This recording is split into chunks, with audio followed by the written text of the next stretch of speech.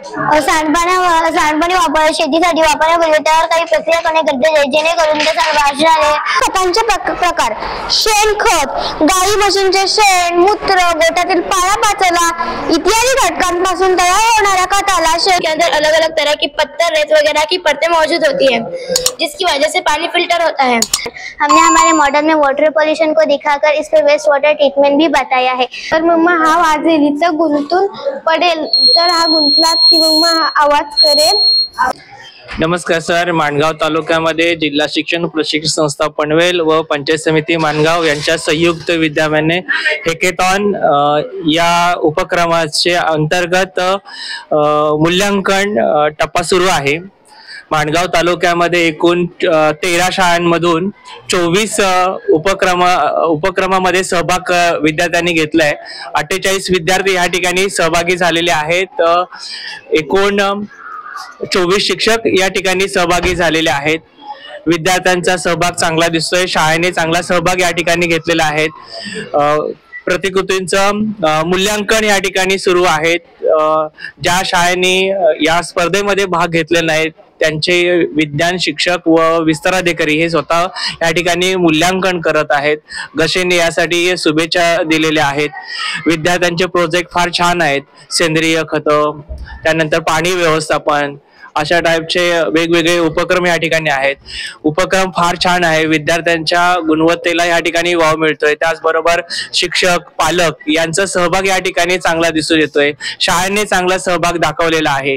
निश्चितच अशा प्रकारचे उपक्रम घेतल्यानंतर विद्यार्थ्यांमधील गुणवत्ता ही दिसते। विद्यार्थ्यांमध्ये असणारे सुप्त गुण या ठिकाणी जागृत होतात आणि तालुक्याचं हे मूल्यांकन झाल्यानंतर जिल्ह्या ठिकाणी त्यांना प्रेझेंटेशन करायचं आहे।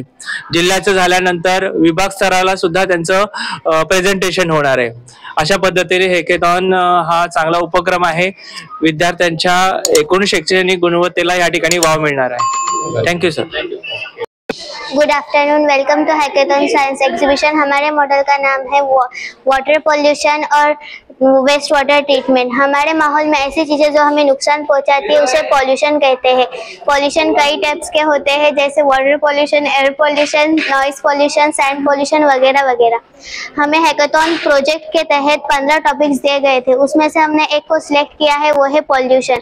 हमने हमारे मॉडल में वाटर पॉल्यूशन को दिखाकर इस पर वेस्ट वाटर ट्रीटमेंट भी बताया है। हम जानते हैं कि पानी हमारी जिंदगी है, पानी का मसला आम मसला है। यहाँ तक कि हमारे मुल्क का 70% हिस्सा गांव पर मुश्तमिल है और हमारे पानी का मसला रायगढ़ जिले में बड़े पैमाने पर पाए जाते हैं। इसलिए हमने हमारे मॉडल में गांव तारना को दिखाया है, जो मानगांव तालुका और रायगढ़ जिले में मौजूद है और हमने हमारे मॉडल में गंदे पानी को हमने बड़े टैंक में जमा किया है, जो घर से, नदी से और खेतों से आता है। उसे हमने पहले टैंक में डाला है, जिसमें बिग स्टोन है। बिग स्टोन पानी के बड़े कचरे को रोकते हैं। उसके बाद पानी दूसरे टैंक में जाएगा, जिसमें स्मॉल स्टोन है। स्मॉल स्टोन पानी के छोटे कचरे को रोकेंगे। उसके बाद पानी तीसरे टैंक में जाएगा, जिसमें रेत यानी सैंड यानी बारीक रेत है, जो पानी को साफ और शफाफ करेंगे। उसके बाद पानी चौथे टैंक में जाएंगे, जिसमें कोल यानी कोयला है, जो पानी की गंदगी को जज्ब करेगा और इसमें मौजूद जरासीम्स को भी खत्म करेगा। इसके बाद आखिर में पानी एलम यानी फटकरी में जाएगा, जो पानी में बचे कुछ जरासीम्स होंगे उसे खत्म करेंगे। इस तरह से पानी पूरा हमारा साफ होके आएगा। उसे हम पीने के अलावा दूसरे कामों में, जैसे घर के बहुत सारे कामों में और खेतों में, बागों में और बहुत सारे कामों में कार वॉशिंग के लिए इस्तेमाल कर सकते हैं। मेरा नाम हलीमा हुसैन मंदरपड़ा है। मेरा नाम उम्मा इस्माइल टाके। हमारे स्कूल का नाम एसएस हाई स्कूल एंड जूनियर कॉलेज मोरबा है। ये है एक छोटी सी जमीन का अंदरूनी हिस्सा। किस तरह से बारिश का पानी जमीन के अंदर जज्ब होकर फिल्टर होता है, जो हम बोरवेल या कुएं के जरिए निकालते हैं। क्या आपने कभी सोचा है कि जमीन में इतना साफ पानी कैसे आता है? जमीन के अंदर अलग अलग तरह की पत्थर, रेत वगैरह की परतें मौजूद होती है, जिसकी वजह से पानी फिल्टर होता है, जो हम इस्तेमाल में ले सकते हैं। दिन ब दिन पानी की किल्लत ज्यादा बढ़ती जा रही है, क्योंकि दुनिया में सिर्फ 2.5% पानी मौजूद है और बाकी पानी खारा होने की वजह से हम उसे इस्तेमाल नहीं कर सकते। Good morning. मेरे मॉडल का नाम rain water harvesting working model है। Aim facility of rain water harvesting. मैं आपके सामने advantages of rain water harvesting के बारे में कुछ फायदा कहना चाहती हूँ। नंबर 1, सैलाब और तबाही को कम करता है। नंबर 2, ज़ेर जमीन पानी की तुल्प को कम करता है। नंबर 3, पानी के मकासद का इस्तेमाल किया जा सकता है। ऐसे बारिश का पानी जमीन के अंदर जज्ब होकर फिल्टर होता है, जो हम बोरवेल या कुएं के जरिए निकालते हैं।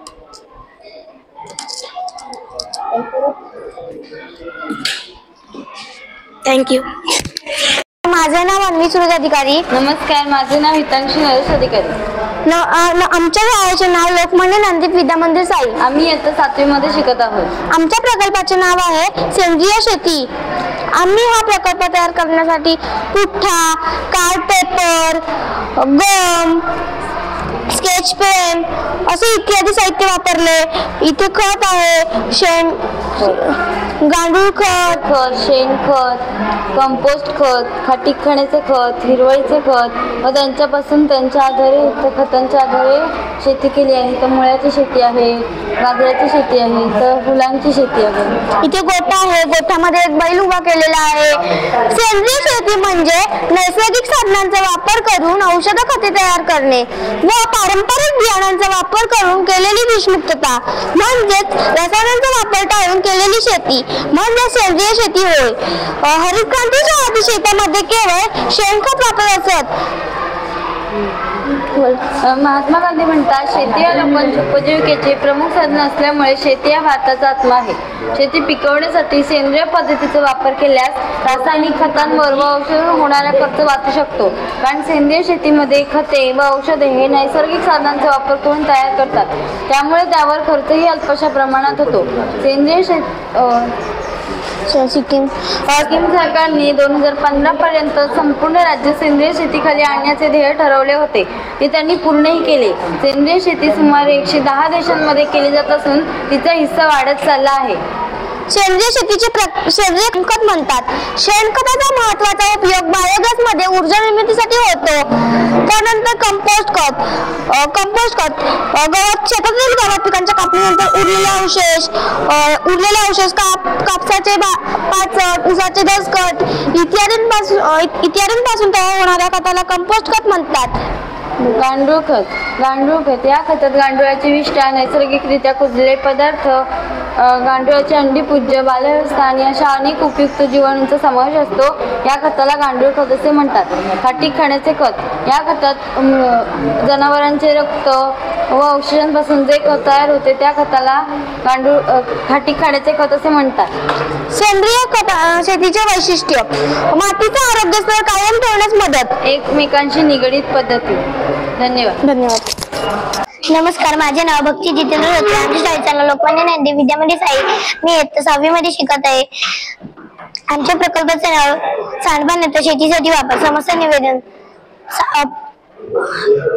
निवेदन: पाणी आपले जीवन आहे। पाण्याशिवाय सजीवसृष्टीचा विचार आपण करू शकत नाही। पाणी आपली राष्ट्रीय संपत्ती आहे।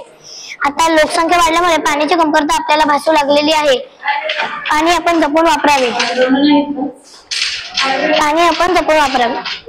सांडपाणी हे आपण सांडपाणी शेतीसाठी वापरण्यापूर्वी त्यावर काही प्रक्रिया करणे गरजेचे आहे, जेणेकरून त्या सांडपाण्याने विषारी घटक रोगजंतू नष्ट होऊन शेतीसाठी पोषक असे पाणी उपलब्ध होईल।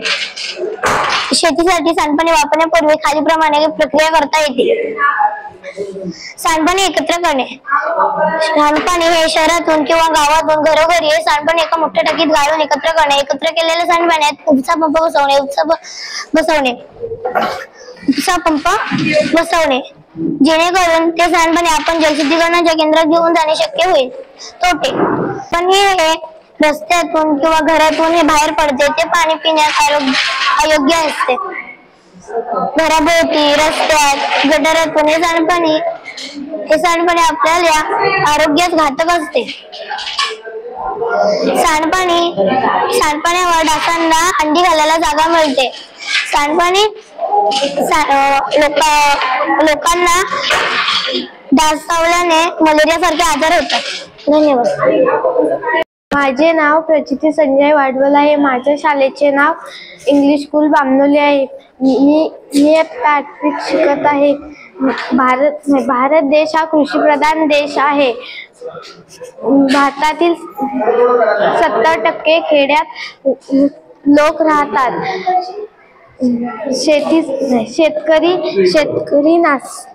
शेतकऱ्यांची शेती नासाडी होते व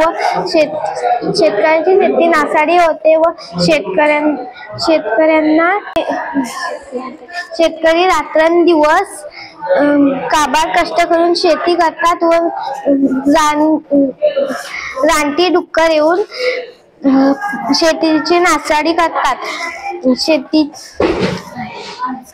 प्राणी येतात व इथनं असं येतात तर मग पूर्ण शेतीची नासाडी करून जातात व चोर येतात. चोर देखील घेऊन जातात शेती आधी तर मग हा वाजेल इथं गुंतून पडेल, तर हा गुंतला की मग हा आवाज करेल व गुंतून पडेल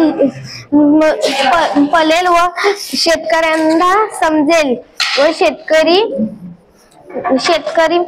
शेतकरी बाहेर येतील व त्यांना हाकलवतील.